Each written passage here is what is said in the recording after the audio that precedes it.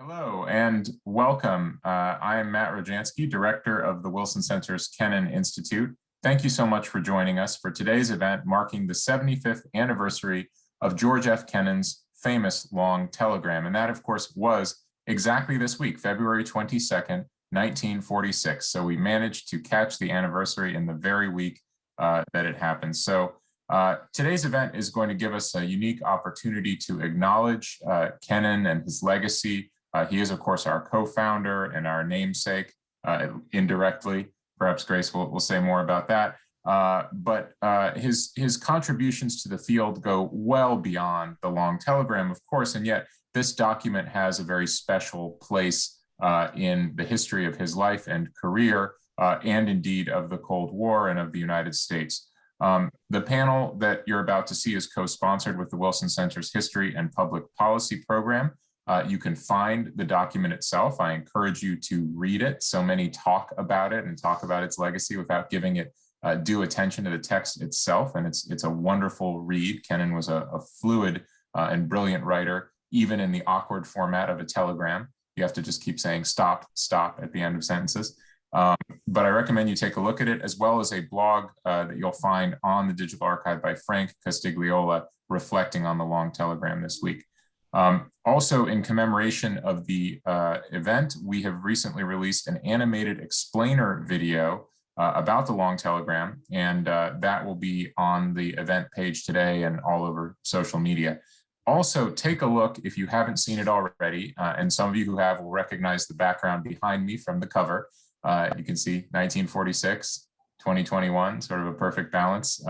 It's a book called A Kennan for Our Times, Revisiting America's Greatest 20th Century Diplomat in the 21st Century. We published it in late 2019. It's a compendium of interviews and essays about that very subject. But I want to note it includes interviews with Jake Sullivan and John Feiner, who are currently in the White House and the National Security Council working on exactly the kinds of challenges that Kennan himself did 75 years ago. As well as interviews with Dennis Ross, Anne-Marie Slaughter, Richard Haas, and chapters by Ambassador John Teft, Jim Goldgeier, Paul Heer, Jeremy Suri, our very own Yvonne Kurila, who's with us today, and a great credit to my co-author and co-editor, Michael Kimmage, who made the project possible in every sense. So throughout today's program, please feel free to submit questions, including right now via email to kennan@wilsoncenter.org. Twitter @Kennan Institute, or on our Facebook page. If you include your name and affiliation, and if the question ends with a question mark, it will make it far more likely that the team will pass it along and I will see it and I will ask it. So please ask questions at any time, but please follow that rubric. So without further ado, I want to introduce a great friend and council member of the Kennan Institute, Grace Kennan-Warnicki. She has had a multifaceted career as an NGO leader, a foundation executive, small business development expert, writer, and photographer. She's the chair emeritus of the National Committee on American Foreign Policy and presently serves, as I said, as a member of the Kennan Institute's Advisory Council. She was previously a scholar at the Wilson Center, chaired the National Advisory Council for the Harriman Institute, and served as an associate producer of the prize-winning PBS documentary, The First 50 Years, Reflections on U.S.-Soviet Relations. Her memoir, which I particularly commend to you, it's a great read, was published in 2018 and is titled Daughter of the Cold War. So, Grace, the floor is yours, please. Thank you very much, Matt. I'm very honored to be asked to make introductory remarks before the discussion on the 75th anniversary of George Kennan's famous long telegram, the longest telegram ever sent to the State Department.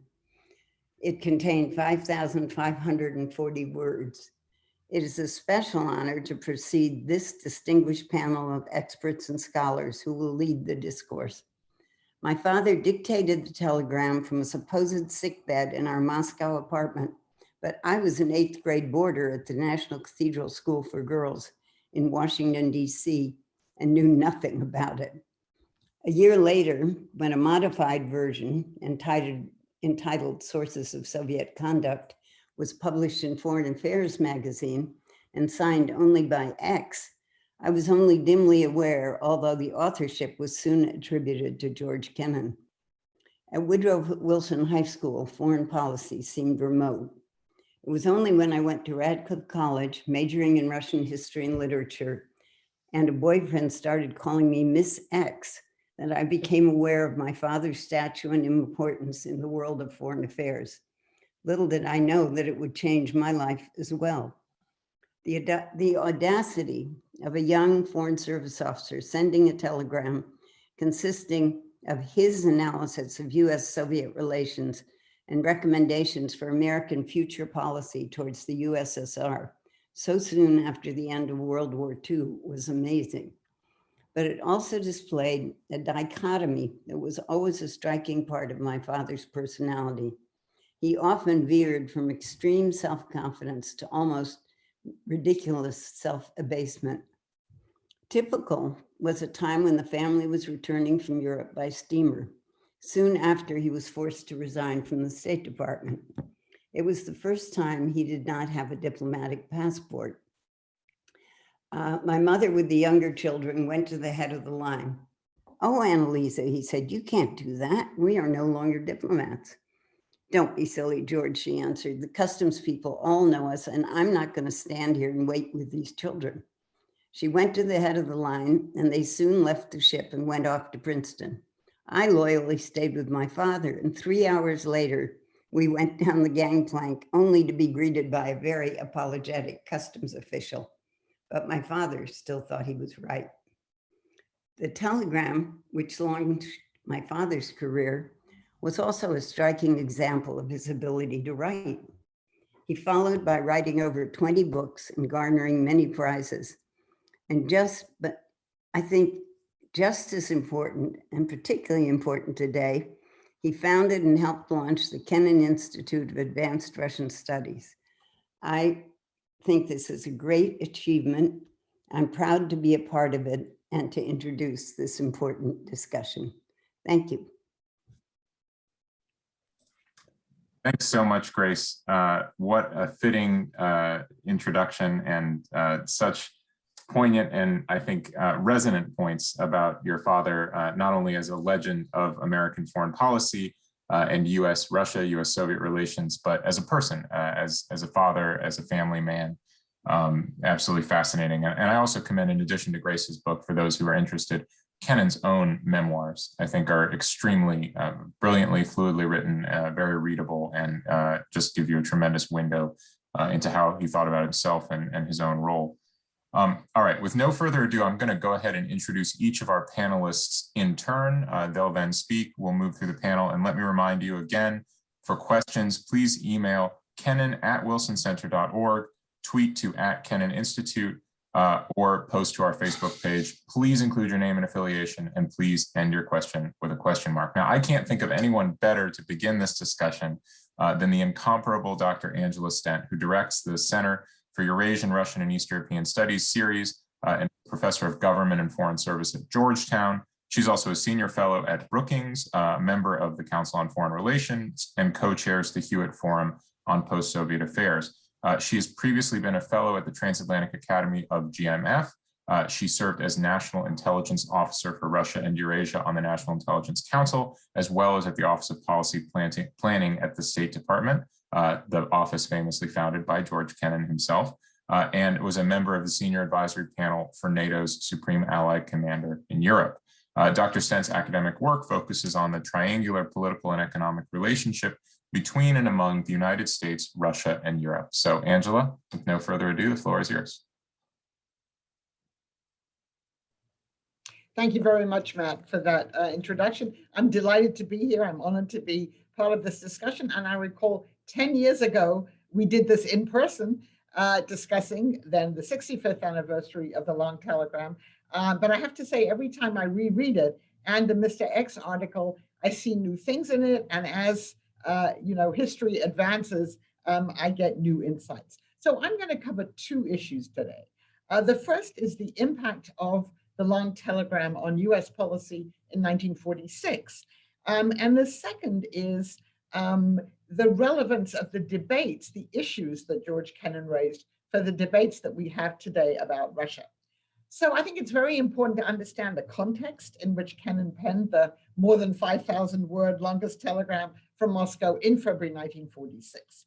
Despite the Soviet takeover of Eastern Europe, most of Eastern Europe at least by 1946, and the lack of free elections there, which of course Stalin had signed onto at Yalta, there remained a significant residue of goodwill towards the Soviet Union in the United States because of the wartime alliance and the belief that one could still cooperate with Joseph Stalin. Arrayed against those people who favored cooperation with the Soviet Union were those whose ideas were closer to Kennan's and who believed that cooperation with an increasingly aggressive Soviet Union was impossible. And then thirdly, there were a very strong group of isolationists in the US represented in the Congress who thought that the US should withdraw from Europe and indeed from all international entanglements now that the war was over. Now, the immediate impetus for the long telegram was Stalin's February the 9th so-called election speech in the Bolshoi Theater. Now, in that speech, Stalin emphasized the Soviet victory in World War II. He said it was a vindication of his system. He downplayed the role of the other allies in winning the war. And then he called for a level of peacetime industrial production that was 3 times what it had been before the outbreak of the Great Patriotic War. So then when Washington demanded that Kennan explain the meaning of this speech, and they took this to be largely a belligerent speech, they didn't understand why Stalin had said these things. That's when George Kennan took the opportunity to really spell out in very vivid detail the nature of the Soviet system as he saw it, and to urge realism about what Russia was really like on his colleagues back in Washington. And he wanted to really disabuse the Truman administration of what he considered their naivete in terms of their understanding of the Soviet Union. So Kennan started the telegram. I will briefly remind people of what was in that long telegram by emphasizing the Soviet Union's dialectical view of the world. Conflict with the West was inevitable. Stalin made it clear there could be no permanent peaceful coexistence with the capitalists. And after enumerating the main tenets of Soviet ideology, Kennan argued that the key goal of that ideology was to strengthen the USSR, obviously, and to weaken the West. Sympathetic Western fellow travelers were, of course, to be cultivated by the Soviet Union. But Kennan was at pains to point out that what Stalin and the party said, and this was always, I think, a very important theme in much of what Kennan wrote, what they said did not reflect the views of the Russian people. Kennan believed that the Russian people were open to the outside world. They were eager to learn from it, but they were forced to parrot and internalize the party line. And needless to say, the party line, according to George Kennan, was, of course, based on lies about the nature of the capitalist system. And very importantly, it really had little to do with conditions outside Russia. The ideology really was very much focused on basic inner Russian necessities that had existed for decades, if not more. So the crux of the telegram, and I am going to quote now, read you one quote from it, was this. George Kennan wrote, "At the bottom of the Kremlin's neurotic view of world affairs is traditional and instinctive Russian sense of insecurity. Originally, this was insecurity of a peaceful agricultural people trying to live on a vast exposed plain in neighborhood of fierce nomadic peoples. To this was added, as Russia came into contact with economically advanced West, fear of more competent, more powerful, more highly organized societies in that area.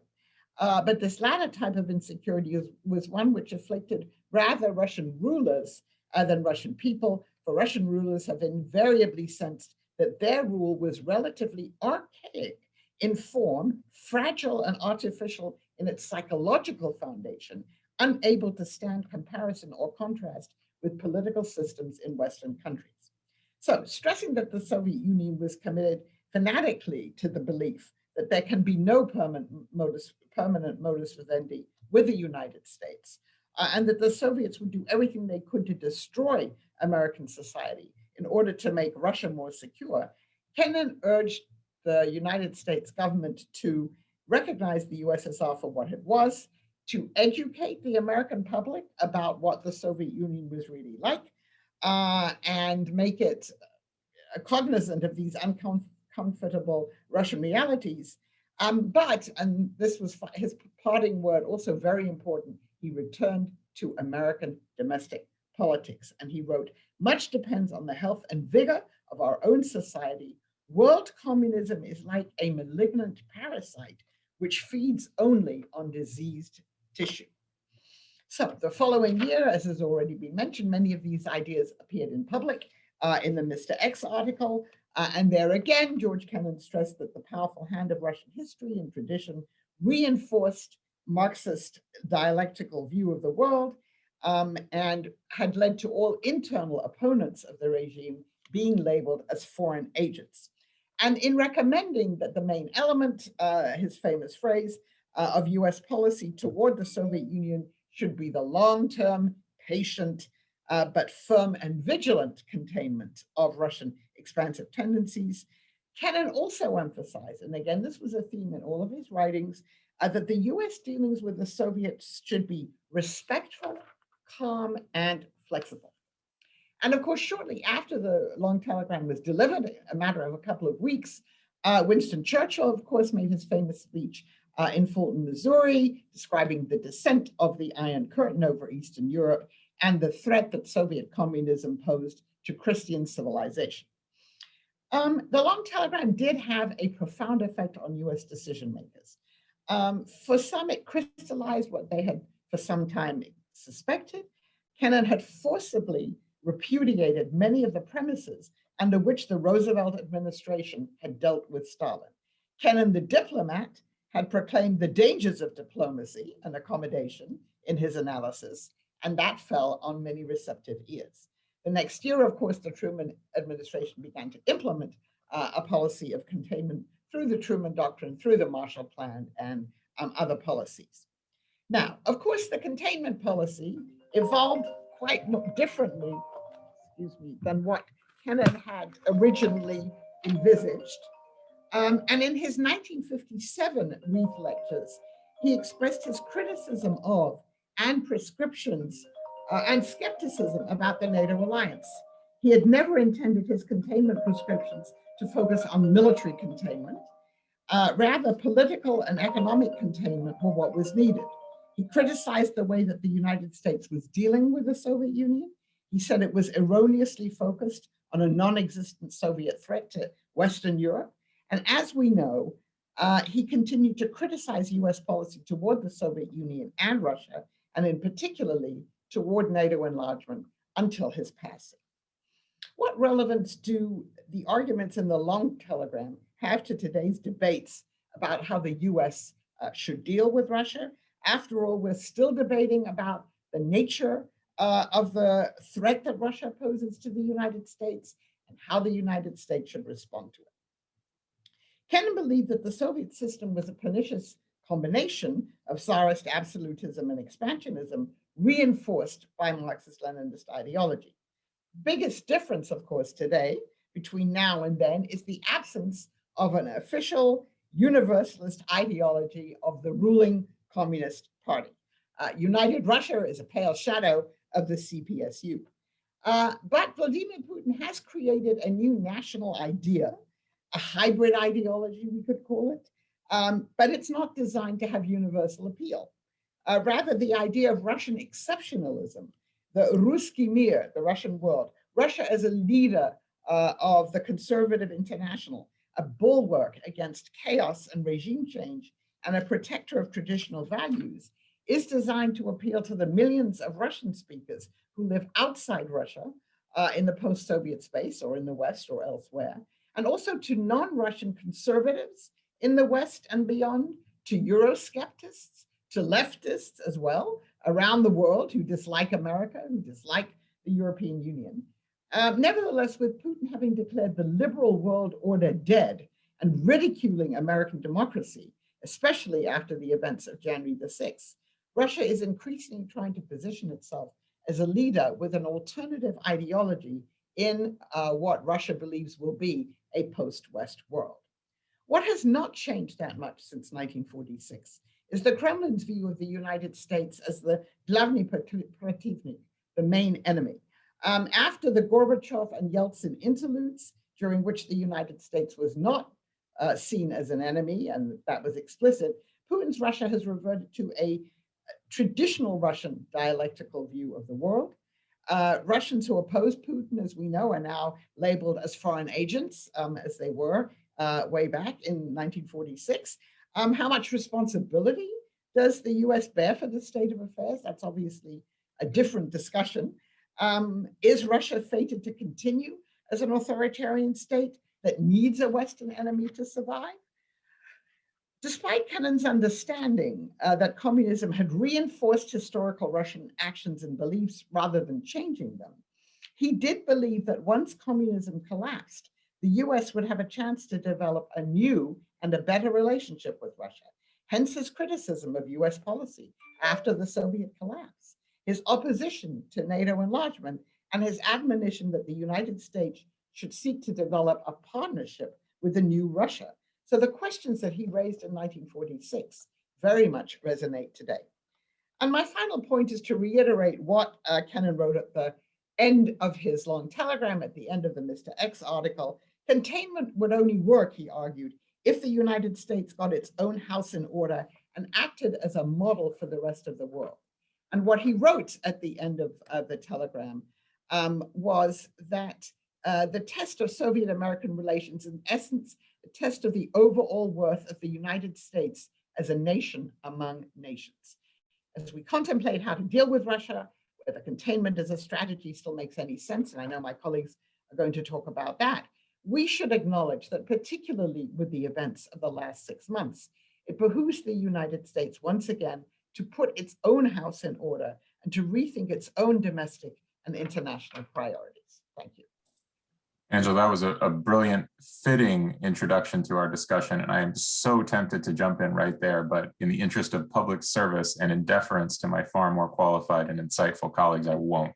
Instead, I will introduce Dr. Yvonne Kurila, who is a professor of history and international relations, director of the Department of Development Partnership Program at the European University in St. Petersburg.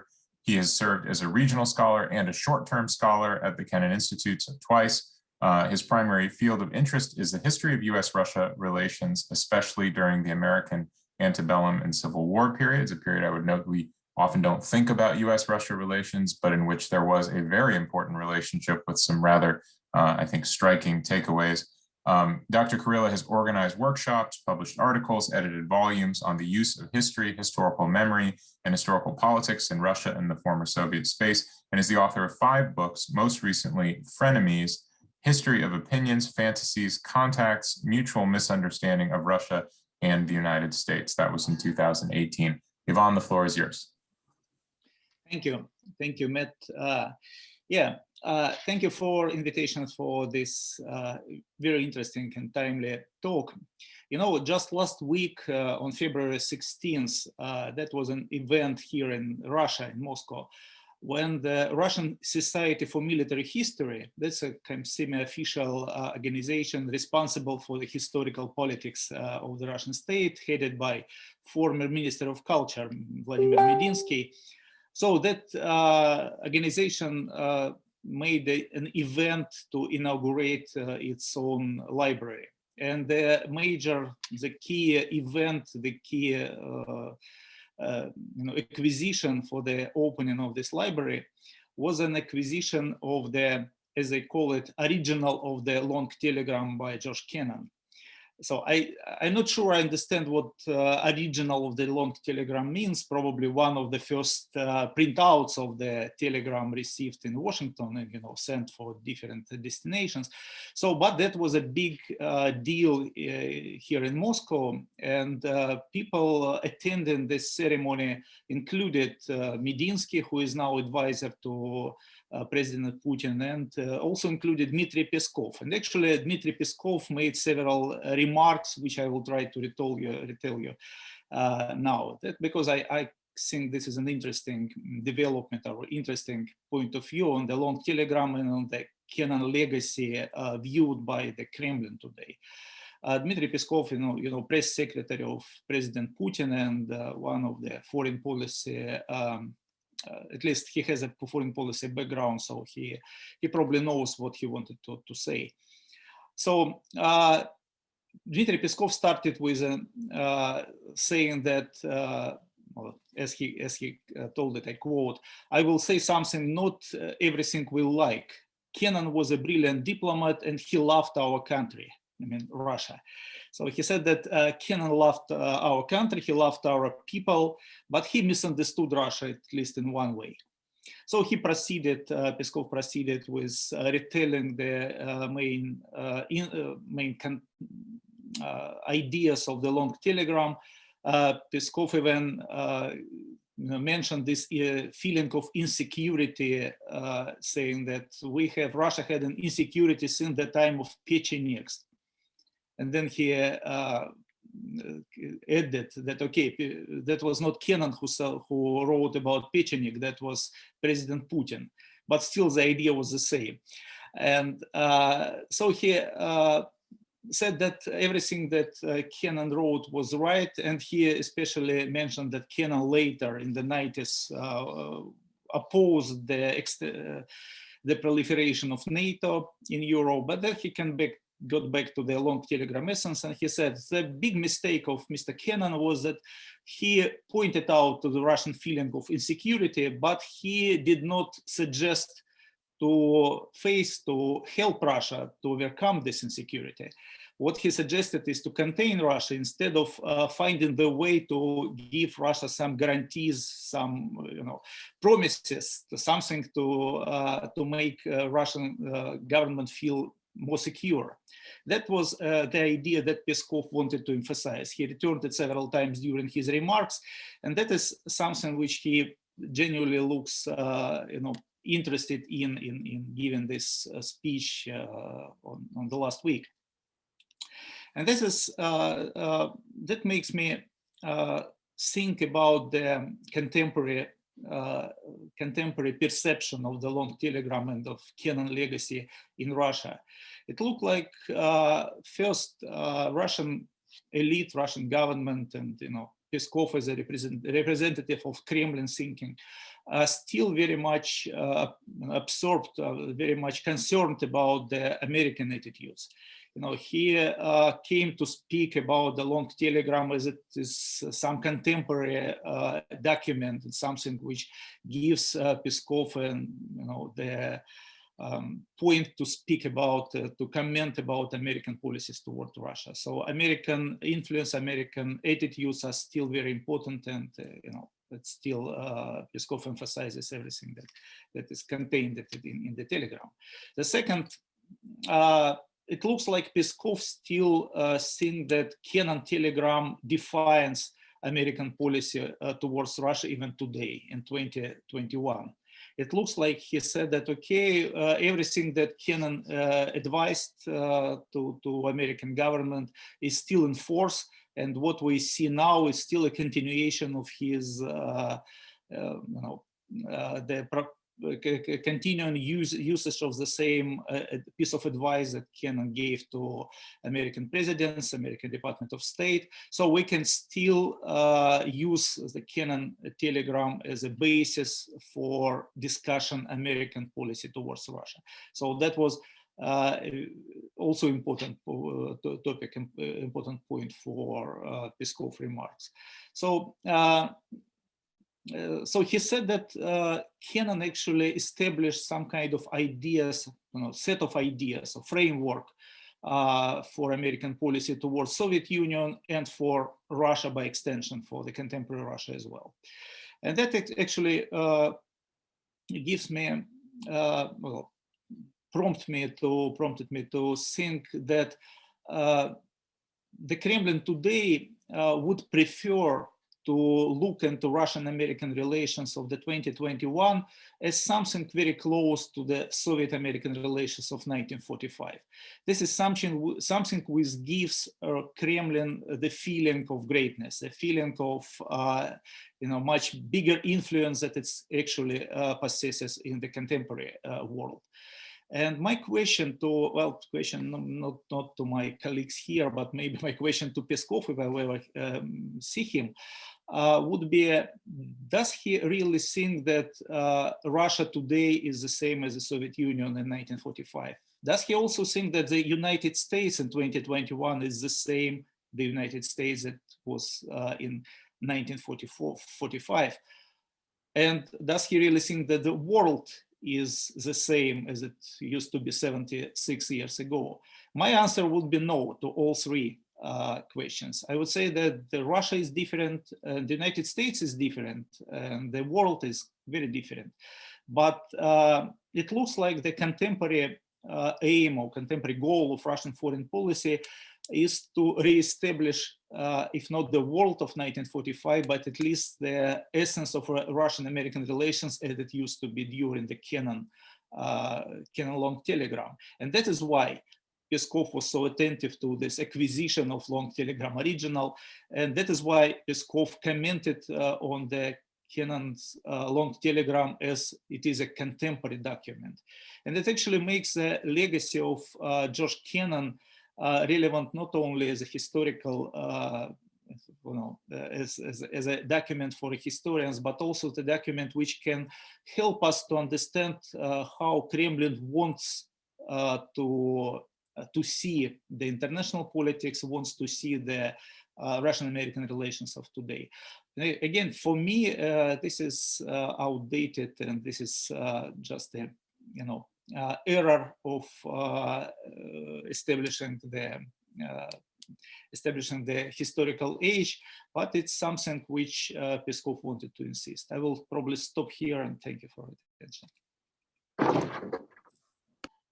Thank you, Yvonne. That's an absolutely fascinating and timely take. I would note that just yesterday, if I'm not mistaken, or the day before, in his speech to the FSB Council, President Putin also reinforced, all of those messages. So it's extremely timely, and we have questions pouring in. Still encourage more of them. If anybody wants to email kennan@wilsoncenter.org, tweet, or post to Facebook. Next, Michael Kimmage, who is a professor of history and chair of the Department of the Catholic University of America. He chairs the Kennan Institute's Advisory Council and is a fellow at the German Marshall Fund. He served from 2014 to 2017 on the Secretary of State's policy planning staff, where he held the Russia-Ukraine portfolio. Michael publishes widely on international affairs, US-Russia relations, and American diplomatic history. And his latest book, The Abandonment of the West, The History of an Idea in American Foreign Policy, was published by Basic Books in April of 2020. Michael was, of course, also my co-author, co-editor, and co-conspirator on the aforementioned Kennan for Our Times volume. Michael, the floor is yours. Thank you so much, Matt, for the kind introduction and for the invitation. And it's wonderful to be collaborating again on a conversation about Kennan's never-ending salience to US policy and US-Russian relations. I feel like my presentation picks up in a very satisfying way right where Yvonne's left off with the question of how contemporary this document is and how contemporary it should be. Now, the obvious point in reading Kennan's long telegram, I'm thinking of it from Washington's point of view, is to discover insight in it, and it's full of that. And then to apply this insight to present-day trends. I don't have any objection to that approach to this. I want, in my remarks this morning, to go in precisely the opposite direction. And what I wish to do is to identify three incompatibilities between our situation in February of 2021 and the situation that Kennan confronted in February of 1946. I suppose you could say that my thesis statement is in a way utterly obvious that 75 years is a great deal of time and much has changed. But let me try to make that point by delving into the text of Kennan's long telegram. And I'd like to start with the point about stability.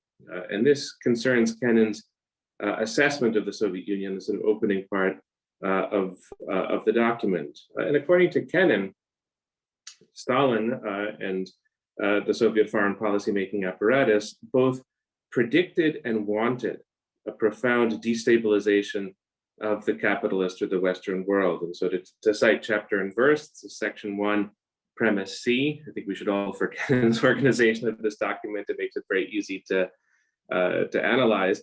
and quoting Kennan, internal conflicts of capitalism inevitably generate wars, intra-capitalist wars, and wars of intervention against socialist world. This is, of course, not Kennan. This is his paraphrase of the Soviet worldview. And this is followed by deduction B of Kennan's, that, quote, Soviet efforts must be directed toward deepening and exploiting of differences and conflicts between capitalist powers. If these eventually deepen into an imperialist war, this war must be turned into revolutionary upheavals within the various capitalist countries.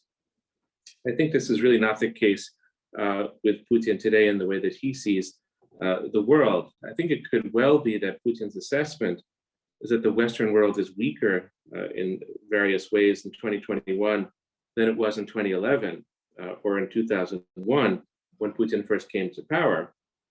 Certainly, if you follow Russian media, official media, you'll see much evidence for Western decline and decadence. That's part of the narrative. But in the sort of cold assessments of Putin and his colleagues, the prospect of wars among Western powers is quite simply non-existent. And it's not something that he either reckons with, and I doubt it would be something he would desire. This, I think, for the simple reason that Russia depends on the Western world as a market for its oil and gas, and in other respects in ways that the Soviet Union never did. And the final point, which I think echoes what Angela was saying about a sort of revolutionary worldview, is that there is no revolutionary denouement to which the Putin government aspires, unlike the Soviet Union in the 1940s. There's no final revolutionary upheaval that will benefit the Russian system in the way that this was assessed to be the case for the Soviet system in the 1940s. Putin famously opposes revolutions of any color and has, since the Iraq War, I believe genuinely resented what he considers stabilizing tendencies of American foreign policy. So there are relatively objective difference between our world and the world of 1946. Second point is about decolonization. This is in fact a core concern of Kennan's throughout the long telegram. And of course, this is perfectly logical for the year 1946, when decolonization was in many ways just beginning as a kind of international trend, as an international process. And here again, to cite chapter and verse, part 3, section D, quote, toward colonial areas and backward or dependent peoples, Soviet policy, even on official plane, will be directed toward weakening of power and influence and contacts of advanced Western nations, on theory that insofar as this policy is successful, there will be created a vacuum which will favor communist Soviet penetration, end quote. I really think that this setup was unique to 1946, and looking beyond Kennan's turns of phrase here, which are unique to 1946, or so one would hope, colonialism itself is a thing of the past, at least in the formal sense. And this means that even if Russia has filled a vacuum of power, a vacuum of Western power in Syria and Libya, and in a few other places, it really does not have the same vacuum to create as decolonization had created for the Soviet Union after World War II. There's an enormous difference of scale here.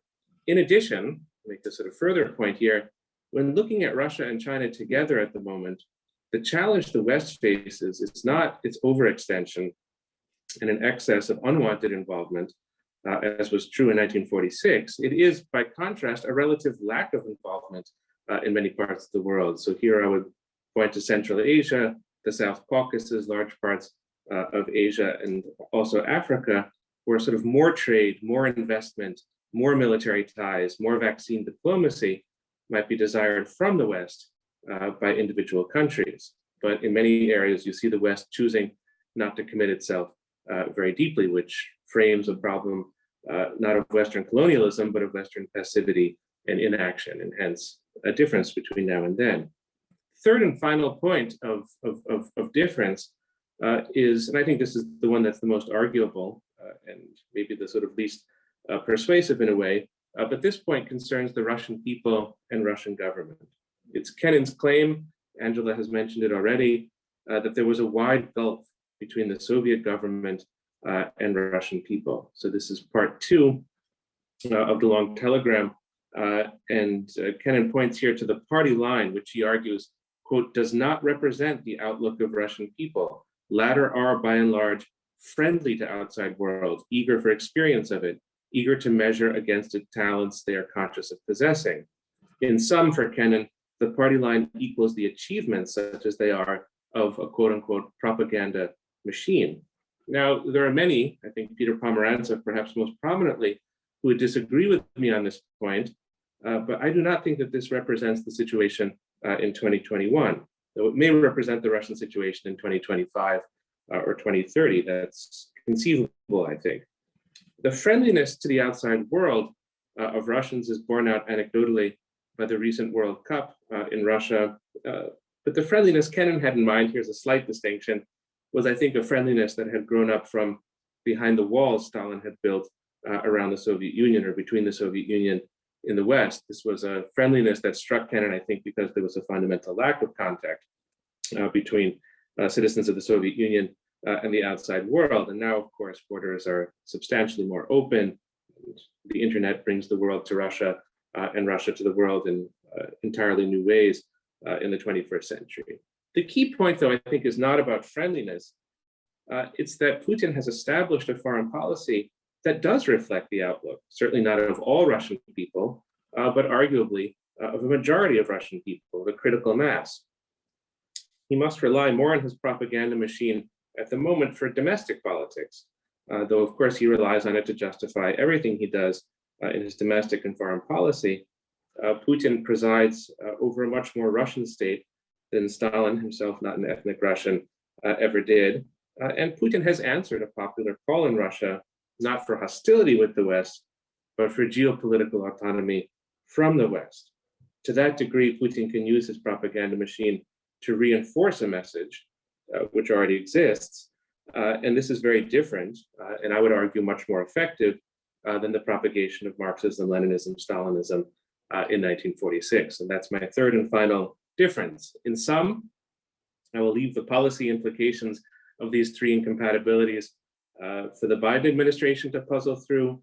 My intent this morning was simply to point them out. Thank you very much. Wonderful, Michael.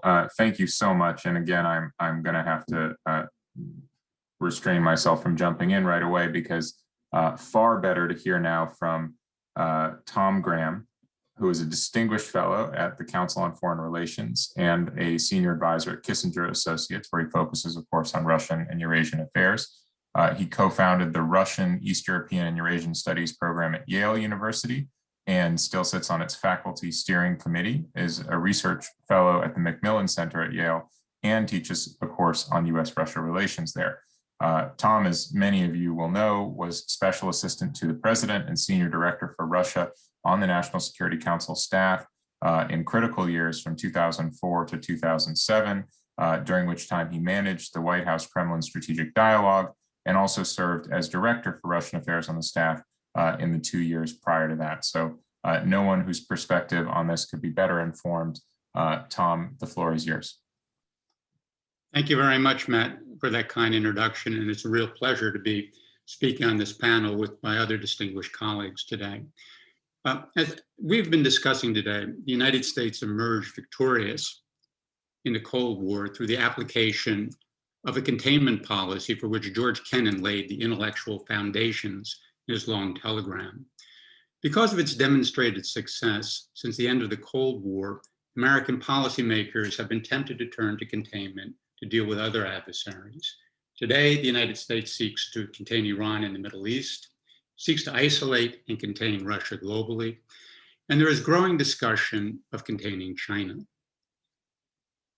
The question for us, I think, is whether containment can produce the desired result.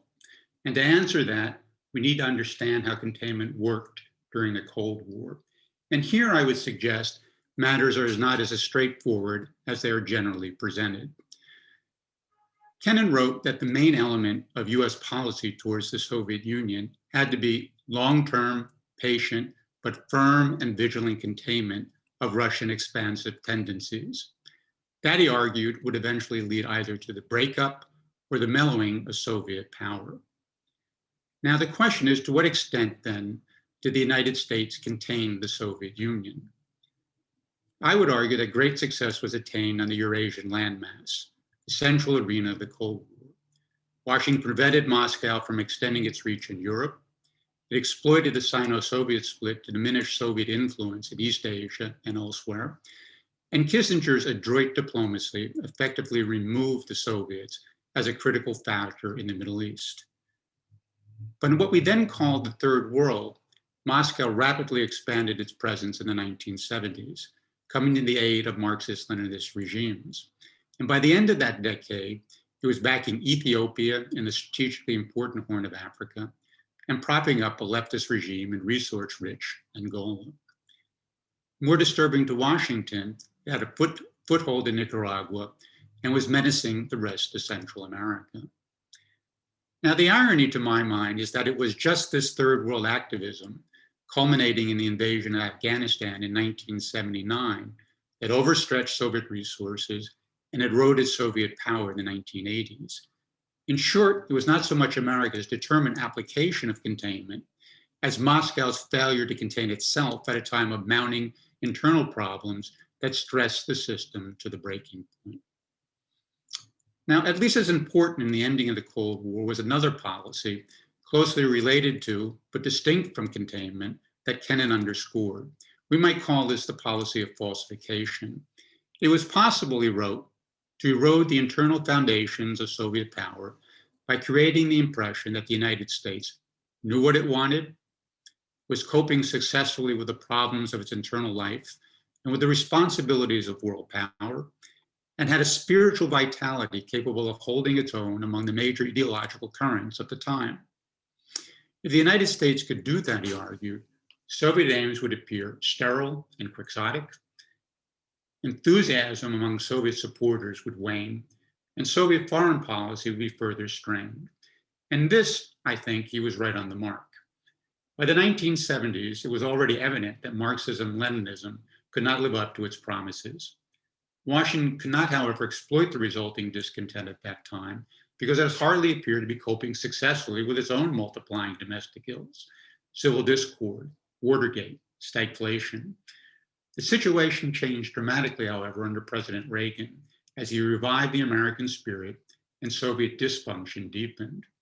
And to an astonishing degree, Soviet leader Gorbachev himself sought to inculcate Western values and practices in the Soviet Union. And the Cold War ended because the Soviet Union failed to produce the goods, fact underscored by the growing vitality of the United States. Now, we succeeded, and I think the question is what conditions enabled this success? Two very brief points. First, the Cold War was essentially a bipolar contest. The leading industrial powers in Europe and East Asia were presented with an either-or choice, either American hegemony or Soviet domination. And the choice was quite simple for countries that had seen the devastating consequences of Soviet domination. That recognition was the essential glue that held the American alliance system together throughout the Cold War.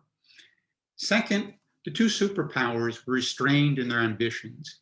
Each sought to avoid a direct, decisive military conflict with the other. Initially, restraint was a consequence of exhaustion after the ordeal of the Second World War, but rapidly the development of nuclear arsenals and intercontinental ballistic missiles produced the mutually assured destruction that counseled caution. Restraint was further reinforced, as Kennan pointed out, by the Soviets' belief in the inevitable victory of socialism, something that allowed them to retreat unfazed in the face of overwhelming force. And as a result, the Cold War became a prolonged war of political, economic, and ideological maneuver that favored the more productive and innovative side. Now, neither of these conditions obtains today, and that raises in my mind grave doubts about the efficacy of any policy of containment, especially with regard to Russia or China. To begin with, the world is no longer bipolar, it is multipolar. America cannot contain Russia or China when other major countries are unwilling to follow the American lead. And for these countries, the alternatives to American hegemony or leadership, as the Biden administration would have it, are not all obviously worse. China's centrality to the global economy makes countries reluctant of falling behind Americans' efforts to constrain China's economic advance. Witness the EU's conclusion of an investment deal with China almost on the eve of President Biden's inauguration. Similarly, American efforts to frame the global challenge as a bipolar one pitting democracies against authoritarian states will be resisted by countries that are jealous of their strategic autonomy and have ways of preserving it by building ties with other middle-level powers. Just look at French President Emmanuel Macron's remarks at the Munich Security Conference last week. Now, second, the foundations of restraints are eroding today. While the existence of nuclear weapons may still give countries pause, the growing prominence of cyberspace and cyber weapons and the relative ease of deploying and developing them encourage greater risk-taking, especially by powers that are less dependent on the cyber realm than the United States is. As recent revelations about the Russian hack indicate, direct conflict between major powers is hardly unthinkable, at least in cyberspace. In short, the conditions for the successful application of a policy containment are absent today. Nevertheless, one element of success in the Cold War, to which Kennan repeatedly returned, remains critical. And here I want to reinforce what Angela said at the end of her remarks.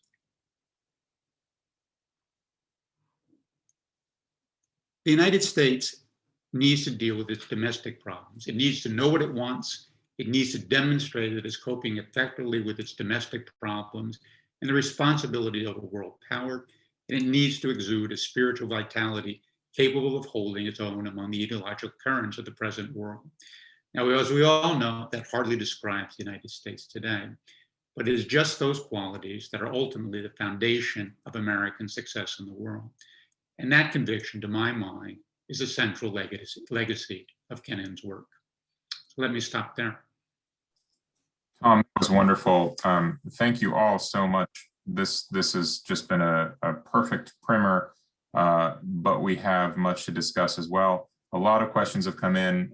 If anybody has any others, I think we'll still have room to get them in. Email kennan@wilsoncenter.org. So let me just start with an observation, and this is run through, I think, almost all of your remarks, and that is read the text. Read the text. Kennan is very clear-eyed about the nature of the Soviet Union, lots of very helpful, in some cases maybe overly essentialist, but nonetheless very piercing analyses of sort of historic Russia, of the nature of the Soviet system, its dialectical obsession, and yet, and Angela made this point, and Tom has made this point, you come to the end and there are 5 policy recommendations. They're numbered.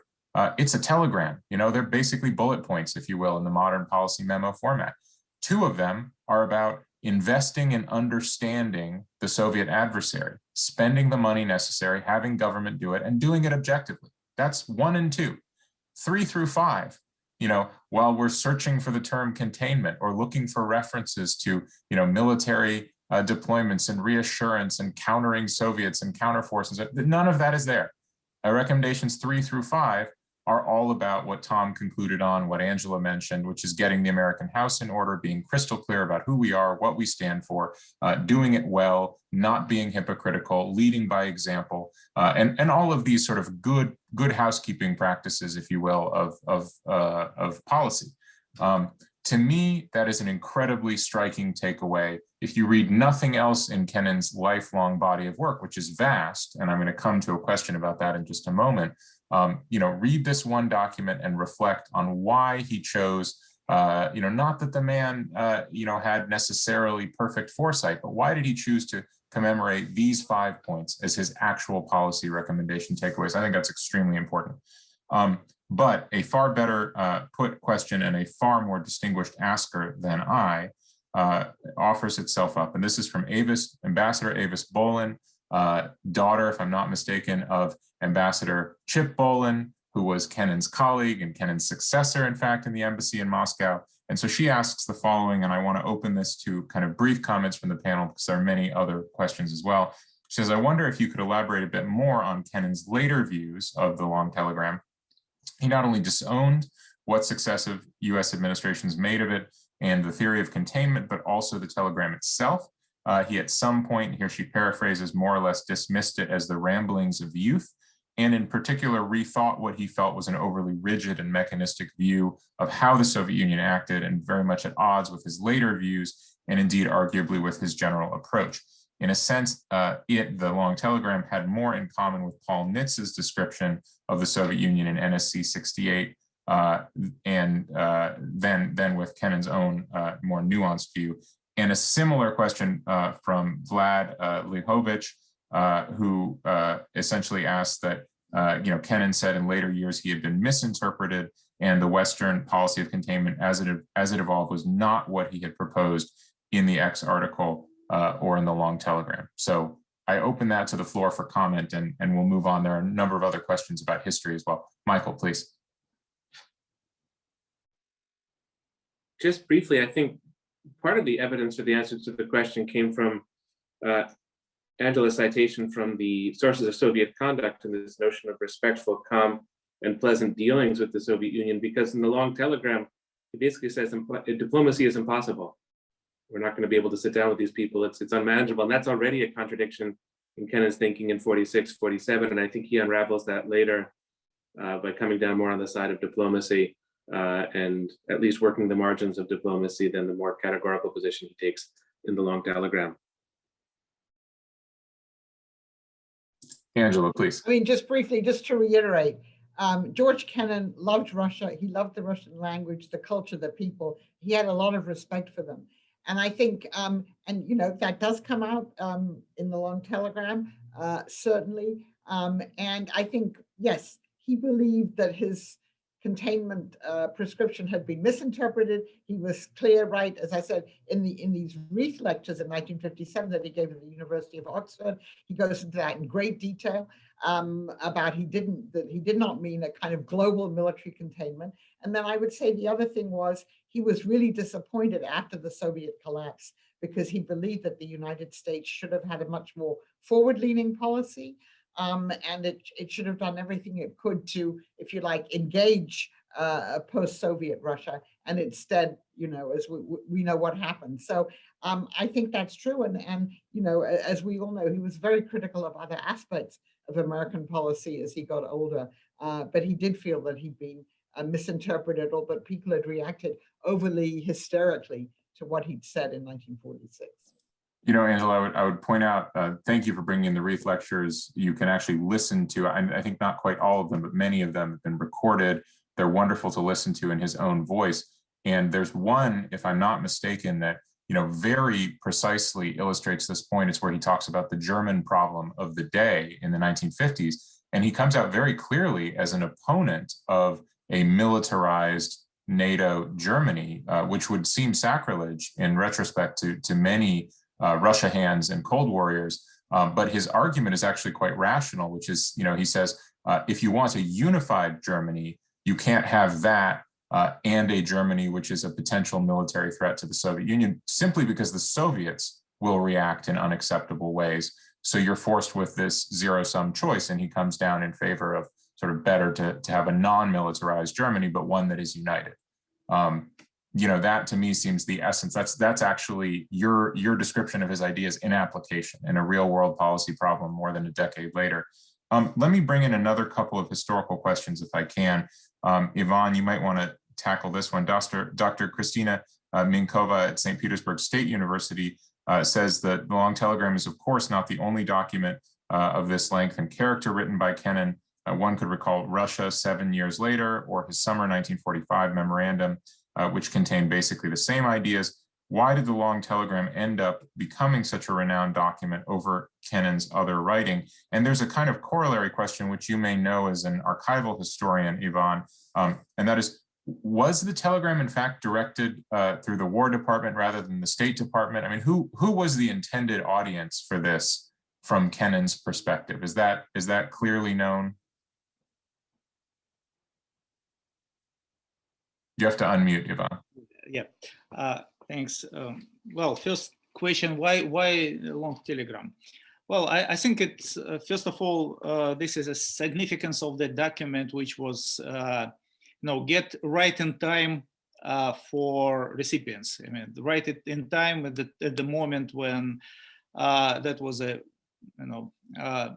vacuum of ideas, that the shortage of ideas about what to do and where to move, and that was exactly at that time when long telegram appeared, and it was a kind of a response. So Kennan offered, suggested that ideas which can fill the vacuum, and that is why it became so important.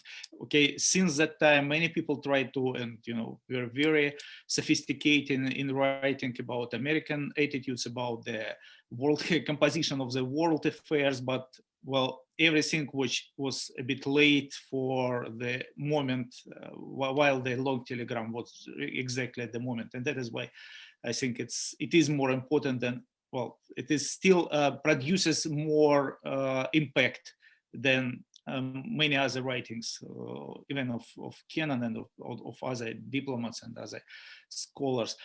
I actually have no idea, was it intended to the War Department or to State Department? I guess it looks like it was intended for like a whole Washington establishment, for the whole foreign policy people in Washington who dealt with Russia, who needed to find ways. I'm not sure I know what was the recipient, the exact recipient on the other hand, but on the other side. But as far as I know, it was resent immediately for a number of addresses in Washington. So it was received in War Department as well as in the State Department and in intelligence services. So it was distributed in Washington among those those people who Kennan probably sought as recipients, those who were on decision-making positions towards Russia and towards future of American foreign policy.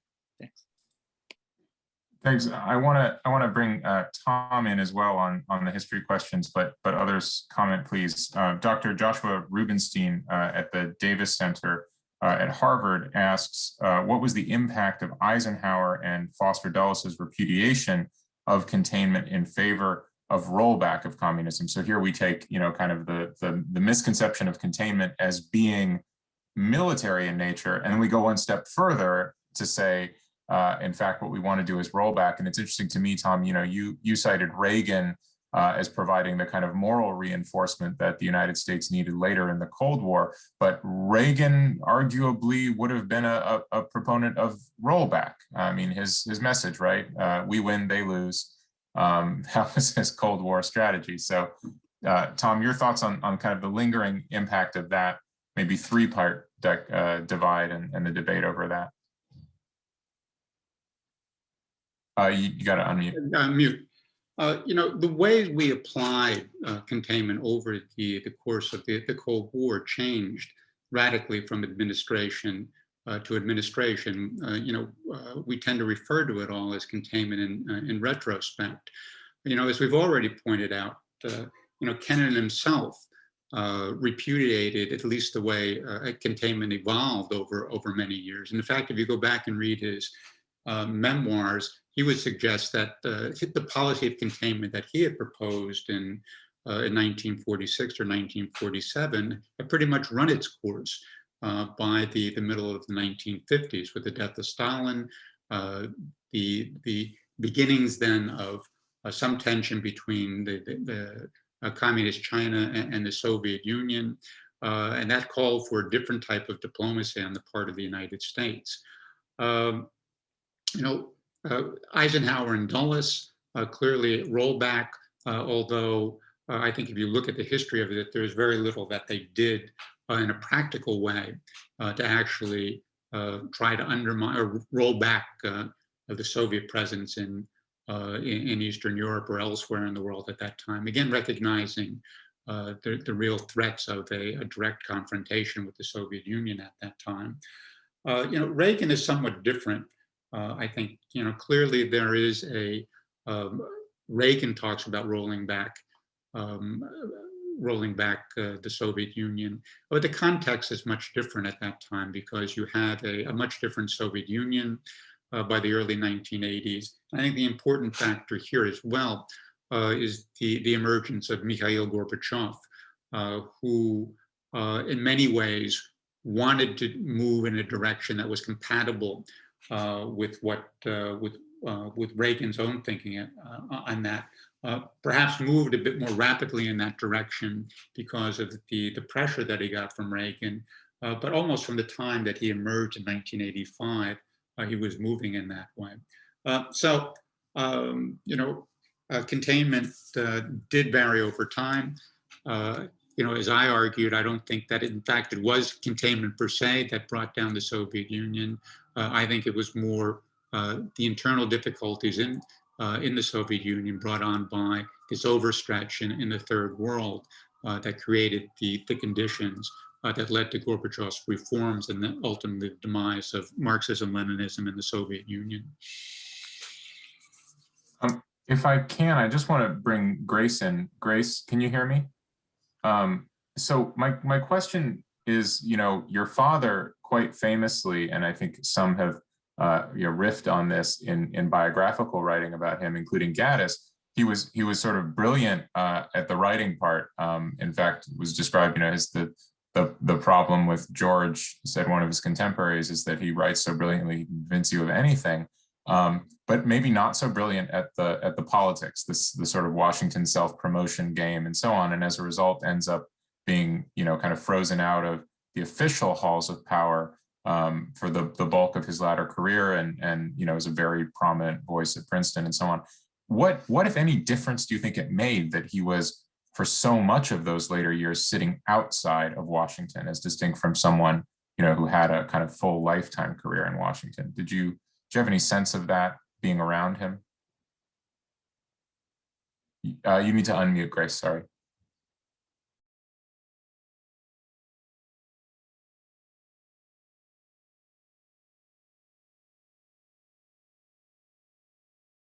Here we go. Can you hear me now? Yes, I think it always changes if you're in Washington and you're not in Washington. And my father was also a very complex man. He was brilliant, as we all know, but on the other hand, he could be very emotional. He had his own views, which he believed in very strongly, and were not always in sync with the views of people in power. And I think that caused a certain amount of trouble for him. I also, I've been fascinated listening to all of this. I'm curious about one thing that has not come up at all, which is the protests against Navalny, which it seemed to me have shown a difference in what's going on, and in Putin's, the fact that these very strong protests have been happening seems to me makes another change in U.S.-Russian relations, and I was just curious that it hadn't come up. Yeah, thanks a lot, Grace. That's actually a good pivot to talking. A couple of bigger areas that I want to get to, including kind of the Cold War analogy to China today. Tom spoke briefly about that, but we have questions about that, and also about U.S. policy today. So if you don't mind, let me just table that question for a moment, Grace, but we will come back to it. If I can, I want to ask a question from Ishan Tharoor from the Washington Post. We also got questions from Michael Dobbs, a former Kennan scholar and author, and Paul Here at the Center for the National Interest, all very similar, basically asking, you're making reference to this so-called longer telegram, quite a bit longer. It's a treatise that's been circulating about the current US-China showdown, and basically what lessons the panel thinks might be learned from the legacy and impact of the ideas in the long telegram, if applied, perhaps not in exactly the way recommended in the longer telegram, but if applied, in your view, to the China challenge today. And again, Tom, I think you started with that a little bit, but I'd invite anyone who wants to comment on that set of questions. Michael, please go ahead. This is sort of a methodological answer to that question. I would reiterate what Tom said earlier about the difficulties of applying containment per se to the international situation now. But if we're to learn from Kennan, I think it's really the first third of the document that's so crucial, the very precision with which he's able to lay out Soviet points of view.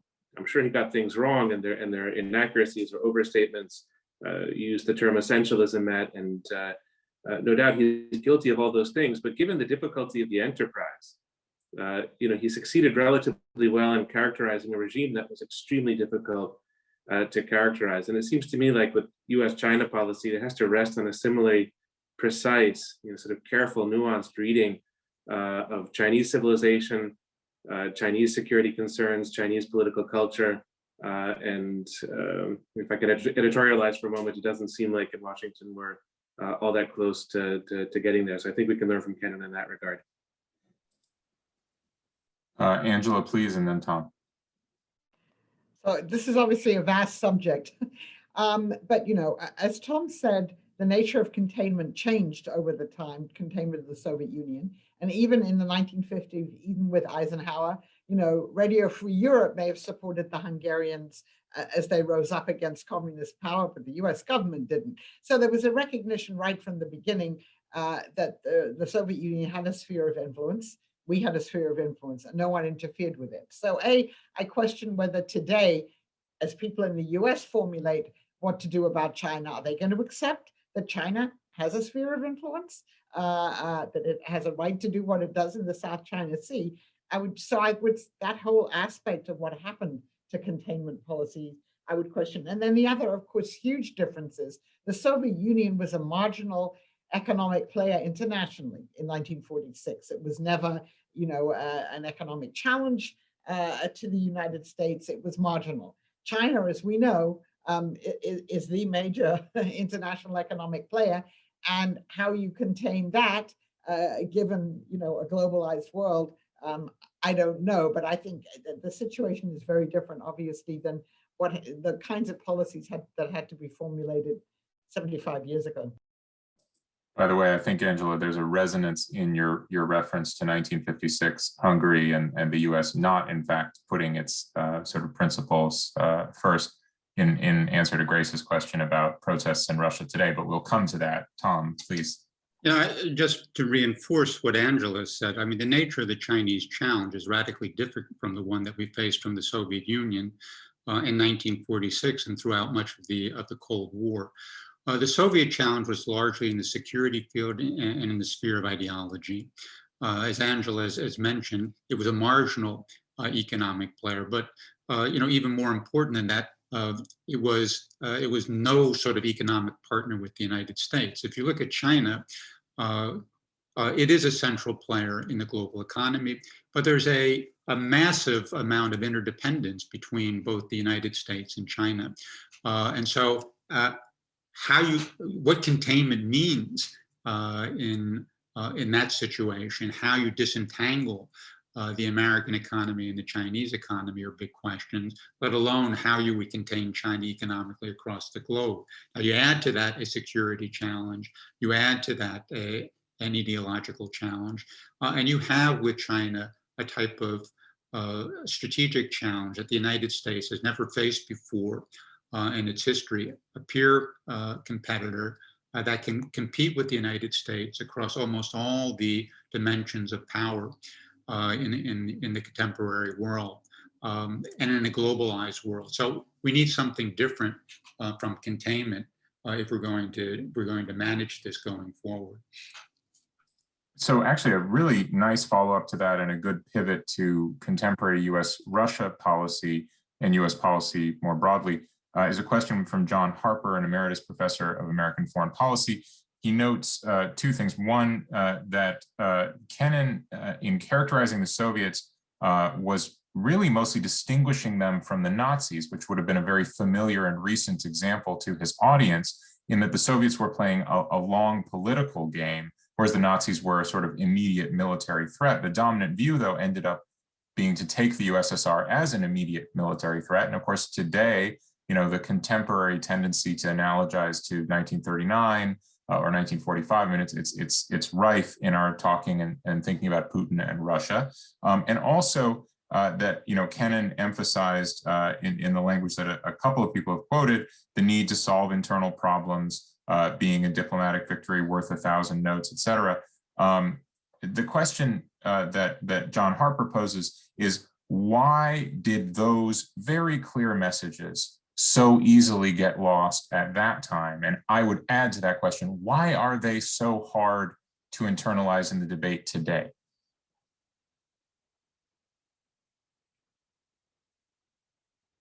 Radio silence. There we go, Michael. I'll take a crack at it, but here my mind turns to some of Kennan's other writings on the long telegram, the lectures he gave at the University of Chicago, and some follow-on writings after his time as director of policy planning. I think one of Kennan's really cogent points, thinking back to the Second World War and what should not be learned from the Second World War and not be imitated from the Second World War, was Kennan's extreme skepticism about unconditional surrender as a foreign policy goal. But maybe that's implicit already in the long telegram, because that's not what he's urging on the United States. I mean, the sort of policy brilliance, maybe this speaks to the question of why the document resonated so much in 1946. The policy brilliance of Kennan was to restrain those in one direction who were naive about the Soviet Union and inclining toward passivity, but then to restrain those in the other direction who were going to take rollback to its logical extreme and sort of begin World War III. And so I think he was trying to divest American foreign policy of that goal. But the difficulty of doing it, Matt, is that unconditional surrender is a very elegant goal. If there's a real clarity, you sort of know when you achieve it, and it provides purpose and it provides structure to a foreign policy. So one of the innate difficulties of containment is that it doesn't really have a very precise end state, and you have to live with that if you embrace containment, and that's quite hard to do. Such a wonderful point and so relevant for today's Washington political debates. Anyone else on that point? Otherwise, I'll take another question. So this one I think is very compelling, particularly at this moment, particularly as we are in February, Black History Month. The Kennan Institute has been doing a number of programs looking at, from the US perspective, the issue of diversity in our field. The same argument could be made about diversity within government in the foreign policy making world. And so the question from Associate Professor at Pennsylvania State University, Errol Henderson, is, given Kennan's exceptional insights that the Soviet Union would eventually implode, and almost foreseeing the future, demonstrating his incisiveness about Soviet society, how do you reconcile that with his, at best, myopic and racist, at worst, view of his own society? Did his white supremacism influence US foreign policy during the Cold War? And finally, why did Kennan argue against the inclusion of a Declaration of Human Rights in the UN Charter? I think Professor Henderson is assuming some additional knowledge that there is a lot in his diaries recently published that's certainly not admirable on those fronts. And then obviously the debate about the UN Charter as well, which we haven't talked about. But Yvonne, you've studied the history. Any thoughts? I know you're also the one non-American on the panel, so that's easier for me to be. Yeah, I guess you asked me. Yeah, well, this is something which this is very hot topic for Americans. I know, and I follow what is going on in the re-evaluation of the people from the past, given their misogynist or racist points of view. And let me be a little bit more conservative here, because we actually discuss mostly something that those people gave us, how those people improved the society, and not the other part of their personalities. Sometimes the personalities were really ugly. Sometimes they were, just misunderstood. But I would not say that we should, make a big point just one features of the character from the history and forget about others.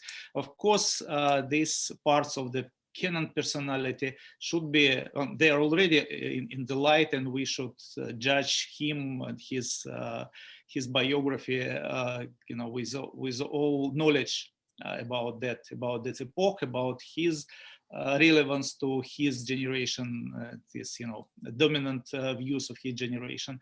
But I would say that we discussed long telegram, and this is something which is still relevant for us, and this is something which survives his long life, and not the other side, which is not surviving this generational errors and generational mistakes, which were probably, all of us know are, our society is now better, I would say, much better than the society in which George Kennan lived most of his life. And this is something which we should keep in mind. Michael, please. I think that diplomats are often told to have empathy. To be a good diplomat, you have to have empathy. And I think Kennan, as a diplomat, really excelled in that respect. I mean, he really immersed himself in Russian literature,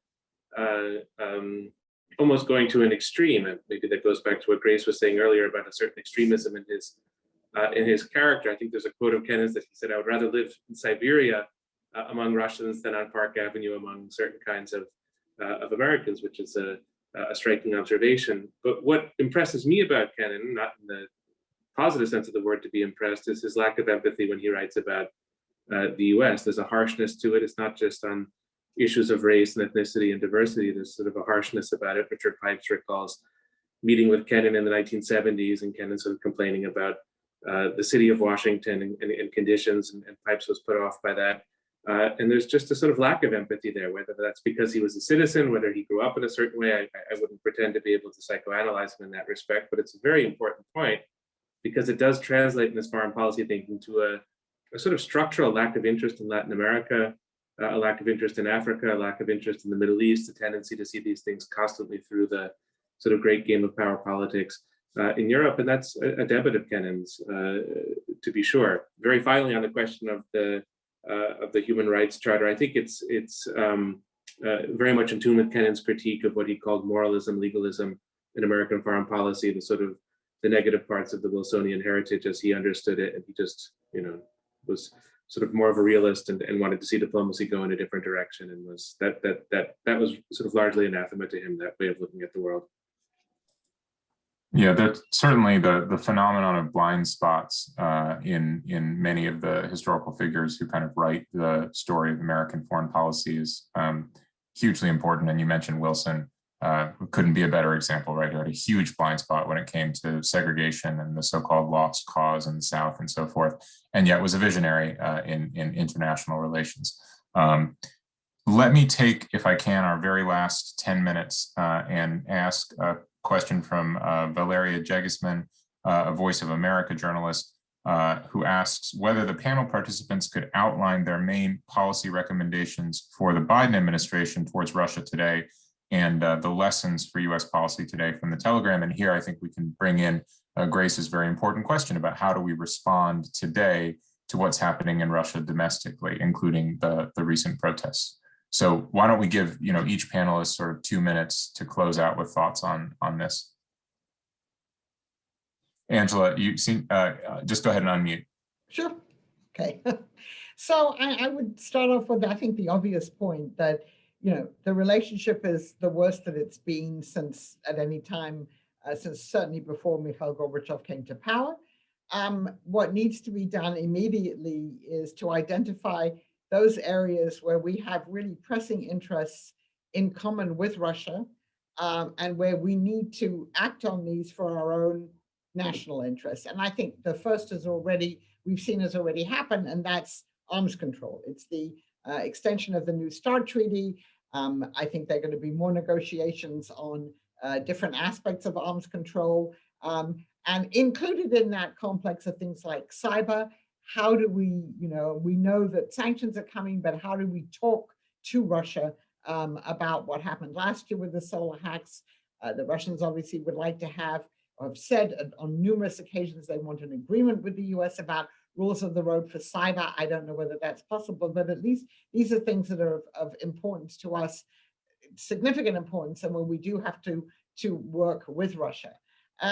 Then, there are a number of other issues which, where we probably will work with Russia. I don't know how much we can achieve there, and they're both bilateral and multilateral. You have the whole complex of issues that are related to climate change.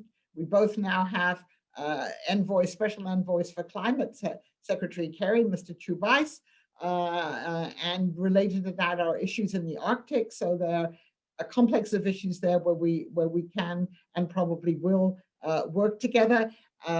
Global health, now that the US has rejoined the World Health Organization. So a number of other, and of course we have competing vaccines, we know that, but there are ways in which there might be at least in a multilateral and maybe a bilateral setting working together. Everything else gets much more complicated.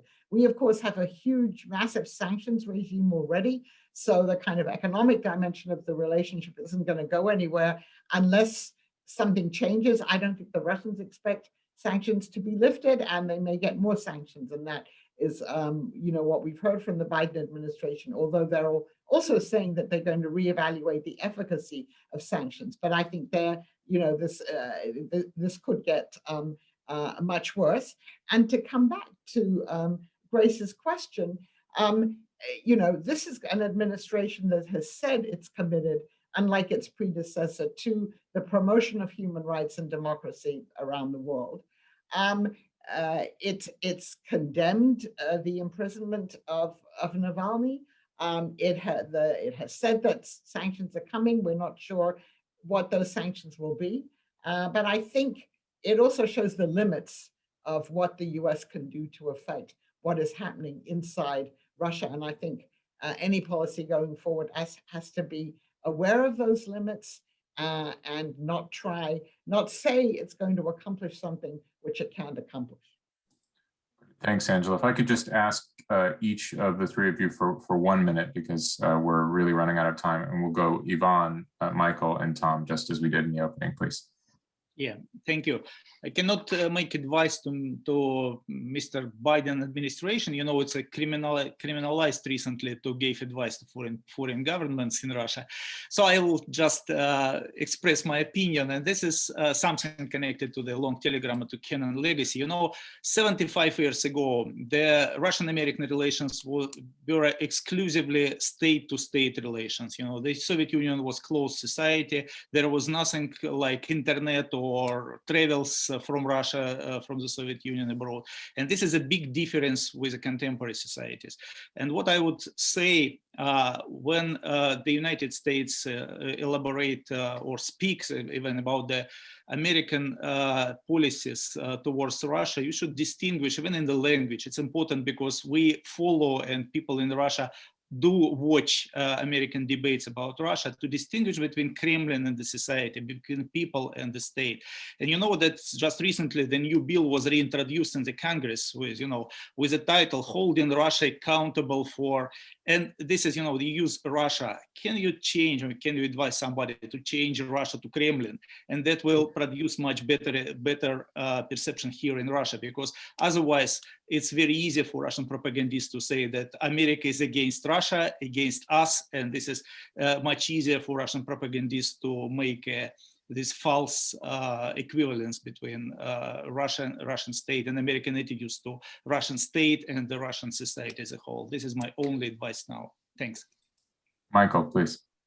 3 quick points, one of them new and 2 of them old. I think what's not in the long telegram is a notion of the transatlantic relationship. That's obvious. In 1946, it was not yet there, and I think that that's a key instrument that the Biden administration has and should use in dealing with Russia, and I think will pay dividends. Secondly, the point about educating the American public in 1946, I think it's more urgent in 2021. There's more ignorance, there's in a way more hysteria, there's more distortion and caricature, and Kennan says that really should be the US government doing it. Should be involved in that work of political pedagogy, and that's a noble goal. And then finally, the sort of Navalny point, I don't think Kennan uses the word democracy in his concluding sort of oratory section. It's about resilience and sort of setting an example. And in that sense, the sort of more messianic applications of democracy to other countries, I think the US should avoid channeling Kennan, but the resilience and setting an example, the power of our example, as Biden put it in his inaugural address, is the way to go. And I think Kennan is helpful there. Tom, take us home. Very quickly. I think first we need to engage diplomatically across the whole front of US-Russian issues.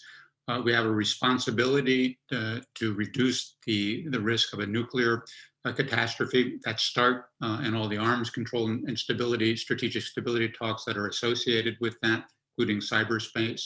I think we have a responsibility to try to manage what is a competitive relationship responsibly, and that requires engagement with Russia. And then we need to hold open the opportunity for cooperation on these transnational issues, pandemic diseases, global climate change, and so forth. I would reiterate what Michael has said about the domestic issues. I think the first guideline for the United States here should be do no harm. And however we approach the Navalny issue, we ought to do it in a way that doesn't narrow the space for the types of internal developments in Russia that we would like to see.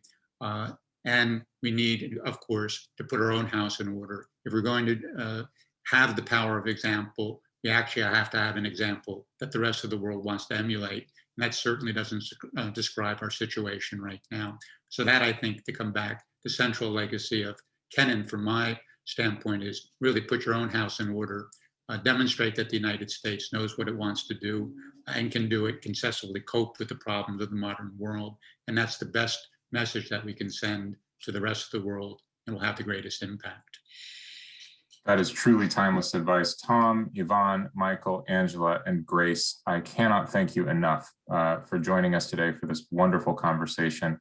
And it's so disappointing not to be able to end an event with an appropriate round of applause here in this virtual world. So instead, I will offer a toast that I hope, Grace, your father would have appreciated. I know we all do. Keep calm and study Russia. And we'll see you again next time here at the Kennan Institute. Bye-bye.